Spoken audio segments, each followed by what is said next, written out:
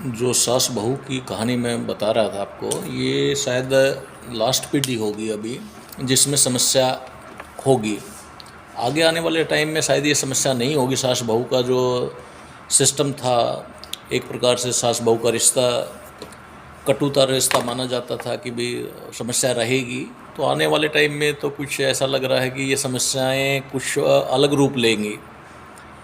जो मैंने बताया कि बच्ची जो है वो कुछ संस्कारों से दूर चली गई हैं और सिगरेट पीना, दारू पीना, ये चीज़ें नॉर्मल देखी जा रही हैं समाज के अंदर। और जो आज से 50 साल बाद की अगर बात करेंगे तो ऐसा ना हो कि सास और बहू इकट्ठे पिए बैठ के। ये भी एक समाज का रूप होने वाला आगे आने वाले टाइम में, कि शायद कहीं ना कहीं कमज़ोरी हमारी संस्कारों की रह गई, हम संस्कार नहीं दे पाए। और आज भी मैं लोगों को बताता हूँ कि आप अपना समय जो है अपने बच्चों को दीजिए, बच्चों के पास बैठिए, बच्चों की समस्याएं सुनिए, समय के अनुसार अपने को बदलिए। जब तक आप बच्चों के साथ नहीं बैठेंगे, उनकी समस्याएं नहीं सहन करेंगे। माँ बाप को धरती के समान होना चाहिए, माँ बाप को तो धरती के समान होना चाहिए, सहनशील।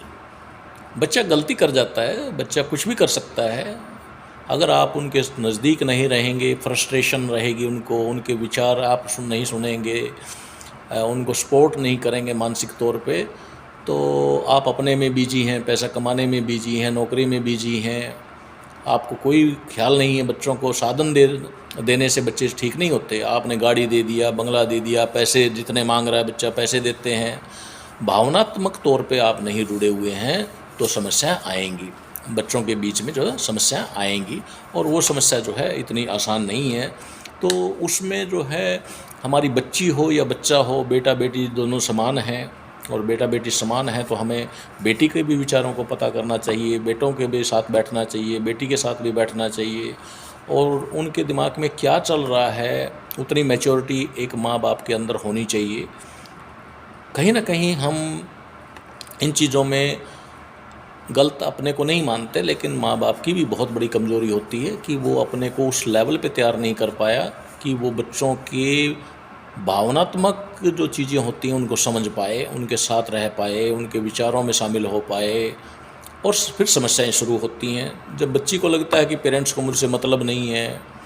अभी मैं 2 दिन पहले कहीं रिश्तेदारी में गया हुआ था, तो उन्होंने एग्जाम्पल दिया कि एक मेयर था, उनकी शायद पत्नी मेयर थी, और वो एक 500 करोड़ या 400 करोड़ उन्होंने बताया कि उस तरह की प्रॉपर्टीज़ जो है उनके पास थी, पैतृक संपत्ति बहुत थी, और आगे बेटी एक ही थी। तो ड्राइवर जो था वो गाड़ी चलाता था घर में, तो वो लड़की ने उससे प्यार हो गया, शादी कर ली।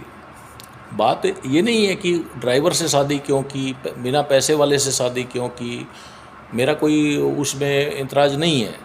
इंतराज़ ये है कि आज वो माँ बाप यहाँ से छोड़ करके, दिल्ली छोड़ करके कहीं और जाके बस गए, सारी अपनी प्रॉपर्टी को बेच के चले गए।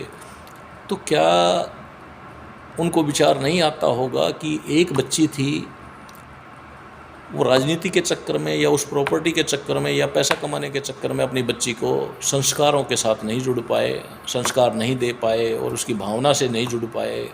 तो कहीं ना कहीं कारण तो रहा होगा। जो लड़का जो है अपने धर्म का भी नहीं था और उसने शादी कर लिया। अब उसको क्या कहें, बहुत सारे केसेस हैं, आपने भी देखे होंगे। लेकिन इसके पीछे एक कारण बनता है कि कहीं ना कहीं माँ बाप अपने को तैयार नहीं करते कि बच्चों की भावनात्मक उसमें जुड़ पाएँ और भावना को समझ पाएँ।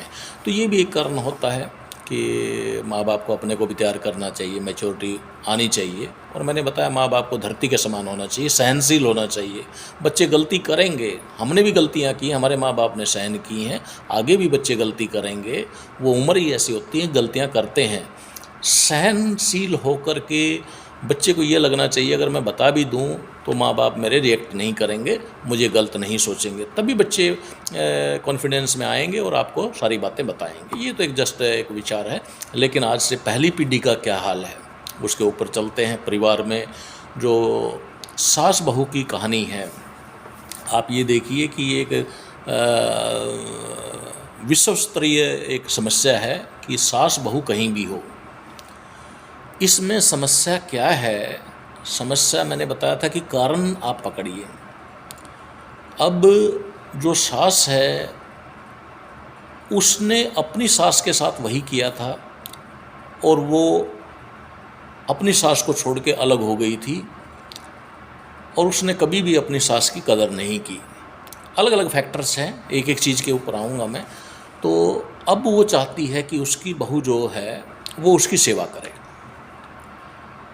जबकि उसने कभी भी 1% भी अपनी सास की सेवा नहीं की, सास ससुर की सेवा नहीं की। परिवार में वो रहना नहीं चाहती थी जो आज सास बनी हुई है। और उसने सदा से अकेला खाया, हस्बैंड को काबू में किया और जो चाहा वो किया उसने ज़िंदगी में, किसी की परवाह नहीं की। आज जब उसके घर में कोई बहू बन के आती है, आज वो चाहती है कि वो पूरी डिसिप्लिन्ड हो, अच्छे से रहे, जो बात कहे वो माने। ये दोगलापन है। जब आपका समय था तो आप कितने परिवार के साथ रहे थे, कितने अपने सास ससुर की सेवा की थी, कितने परिवार को बांध के रखा था। तब तो आपको एक ही धुन लगी हुई थी, अपने पति के साथ अलग रहने की। आज आप वो सारे संस्कार जो आप में होने चाहिए थे, अगर आप परिवार में रहती, अपने सास ससुर की सेवा करती, परिवार को बांध के रखती, तो हो सकता था कि जो आपके घर में बहू आई है वो आपके परिवार में दिए गए योगदान को देखती और आपकी इज्जत करती। लेकिन उसको दोगलापन दिखाई दे रहा है। जब उसको खबर मिलती है कि जब इनका समय था, जब इन्होंने ये किया, तो आप कैसे चाहते हैं कि वो आपकी सेवा करें? तो ये सास बहू की जो कहानी है, इसमें दूसरा पक्ष है। जब उसी सास की 2 बेटियां हैं मान लो, और बहू जो है, बहू को किस तरह से डील करती है, वो अपनी बेटियों को क्या बोलती है। अपनी बेटियों को सुबह से शाम तक वो चैप्टर पढ़ाती है कि हस्बैंड को काबू में रखना, इसके माँ बाप के पास मत जाने देना, इसके भाई के पास मत जाने देना। ये माँ बाप से मिलेगा, भाई से मिलेगा तो वो सही पट्टी पढ़ाएंगे इसको, जो हमारे लायक नहीं है, हमारे लिए ठीक नहीं रहेगा।